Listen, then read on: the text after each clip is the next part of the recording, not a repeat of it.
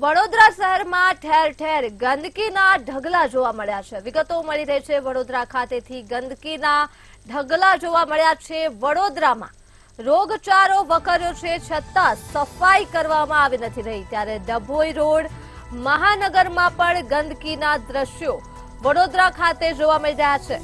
રોગચાળો વકર્યો છે વડોદરા ખાતે અને સફાઈ થઈ નથી રહી, ત્યારે એકતાનગરમાં પણ ઠેર ઠેર ગંદકી જોવા મળી રહી છે। તો આ સાથે જ લોકોમાં રોગચાળો ફેલાવવાનો પણ ડર જોવા મળી રહ્યો છે। વડોદરા ખાતે શહેરમાં ઠેર ઠેર ગંદકીના ઢગલા જોવા મળ્યા છે। રોગચાળો વકર્યો છે છતાં પણ તંત્ર દ્વારા કોઈ પણ પ્રકારની સફાઈ કરવામાં આવી નથી રહી। ડભોઈ રોડ મહાનગરમાં ગંદકીના દ્રશ્યો જોવા મળી રહ્યા છે।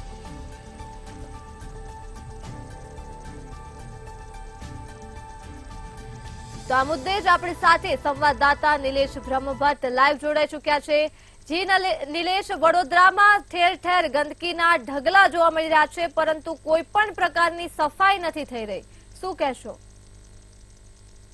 જી, વડોદરાને સ્માર્ટ સિટી કહેવામાં આવે છે। પ્રધાનમંત્રી વડોદરાને સંઘાઈ બનાવવાની વાત કરે છે, પરંતુ દિશાહીન સત્તાધીશોના પાપે વડોદરા શહેરમાં રોગચાળો વકર્યો છે। આપ સ્ક્રીન પર જોઈ રહ્યો છો તેમ આ ડભોઈ રોડનું મહાનગર છે। આપ અહીંયા જોઈ શકો છો ગંદકીથી ખદબદતો રોડ છે અને અહીંયા ઠેર ઠેર મચ્છરોનો ઉપદ્રવ છે અને ગંદકી એ ખૂબ જ માજામુખી છે અને સ્માર્ટ સિટીના સત્તાધીશો માત્ર ઓફિસમાં બેસી અને પ્લાનિંગ કરતા નજરે પડે છે। આપ રોડ પર જોઈ શકો છો એમ મચ્છરોનો ત્રાસ છે અને અહીંથી રોડ પરથી પાસ થતા લોકોને પણ તકલીફ પડી રહી છે।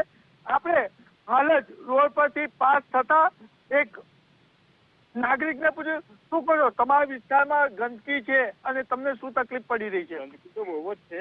આ તમે જોઈ રહ્યા છો કે આ ઉડાના મકાનમાં એટલી બધી ગંદકી છે કે અમારે આવતા જતા બહુ તકલીફ પડી રહી છે। એના લીધે રોગચાળો થાય છે, છોકરાઓ બીમાર પડે છે, ઝાડા થઈ જાય છે, ઉલટી થાય છે। સ્માર્ટ સિટી તંત્રને શું કહેશો? સરકાર કઈ કરી નથી રહી। કોર્પોરેશનને ધ્યાન આપવું જોઈએ આમાં કે થોડુંક સાફ સુથરા કરાવે। આપણે એક નાના વિદ્યાર્થીને પણ પૂછ્યું, શું કહો છો તમારું શહેર સ્માર્ટ છે ખરું?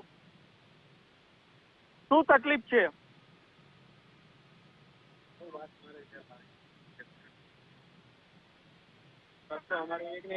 આપણી સાથે અન્ય નાગરિકો છે, એમને પૂછીશું, શું કહો છો વડોદરા શહેર સ્માર્ટ કહેવાય, તમને સ્માર્ટ સિટીનો અહેસાસ થાય છે ખરો?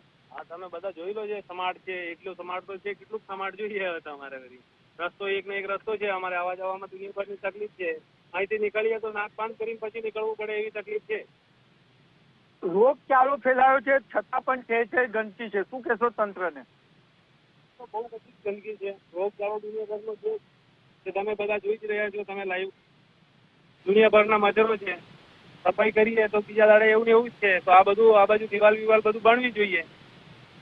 એટલે ગુલાબી વાતાવરણ બતાવતા મેયર પિંકી સોલીના રાજમાં ઠેર ઠેર ગંદકીના ઢગલા છે। આ પાણી ભરાઈ રહ્યું છે, આમાં મચ્છરોનો ઉપદ્રવ છે ને આના જ કારણે મેલેરિયા અને ટાઇફોઇડ થાય છે। ત્યારે આપણે અન્ય નાગરિક પાસ થઈ રહ્યા છે, એમને પૂછીશું, શું કહો છો ભાઈ?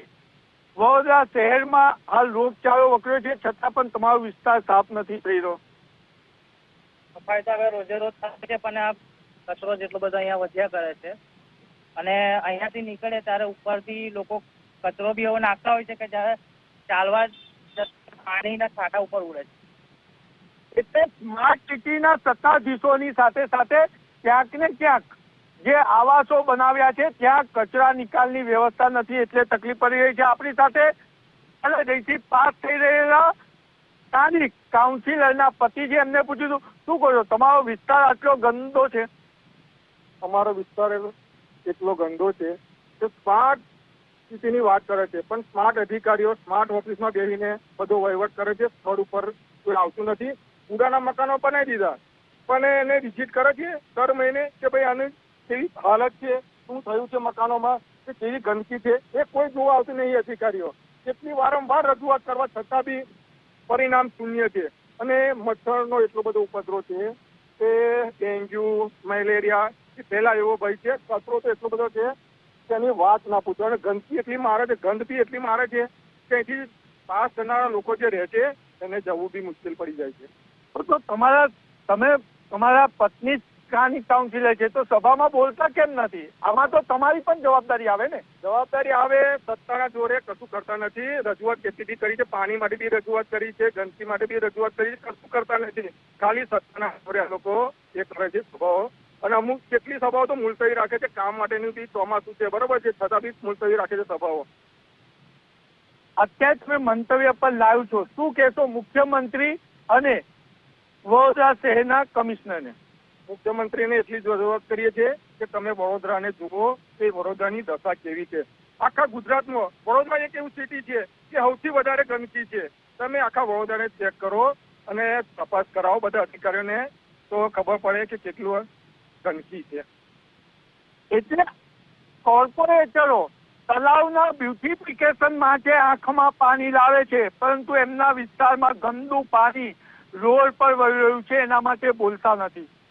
મહત્વની બાબત તો એ પણ છે કે ગુલાબી શહેર બતાવતા મેયર પિંકી સોની માત્ર એસી ઓફિસમાં બેસી રહે છે, સ્થળ પર આવતા નથી અને સ્થાનિક કાઉન્સિલર સહિત લોકો મેયર એમનું સાંભળતા નથી એવું વારંવાર રજૂઆત કરે છે. ત્યારે મંતવ્ય ન્યૂઝ એક્સક્લુઝિવ આ દ્રશ્ય બતાવવા જઈ રહ્યું છે કે એક બાજુ વડોદરા શહેરમાં 11 થી વધુ કોલેરાના કેસ છે, ટાઇફોઇડ, મચ્છર, ટાઇફોઇડ, ઝાડા ઉલટીના કેસ તેમજ મેલેરિયા ફેલાયો છે, છતાં પણ કોઈ કાર્યવાહી નથી થતી. અને સ્ક્રીન પર બતાવી ગુજરાતમાં દારૂબંધી છે, પરંતુ ગંદકી ભરેલા પાણીમાં દારૂની બોટલો પણ નજરે પડે છે. જી, તમામ વિગતો બદલ આભાર. તો વડોદરા ખાતે ઠેર ઠેર જોવા મળ્યા છે ગંદકીના ઢગલા. રોગચાળો વકર્યો છે, છતાં પણ તંત્ર દ્વારા કોઈ પણ પ્રકારની સફાઈ કરવામાં આવી નથી રહી. ડભોઈ રોડ મહાનગરમાં ગંદકીના દ્રશ્યો જોવા મળી રહ્યા છે. આ સાથે જ એકતાનગરમાં પણ ઠેર ઠેર ગંદકીના દ્રશ્યો જોવા મળ્યા છે. આ સાથે જ ગંદુ પાણી પણ ભરાયેલું જોવા મળ્યું છે.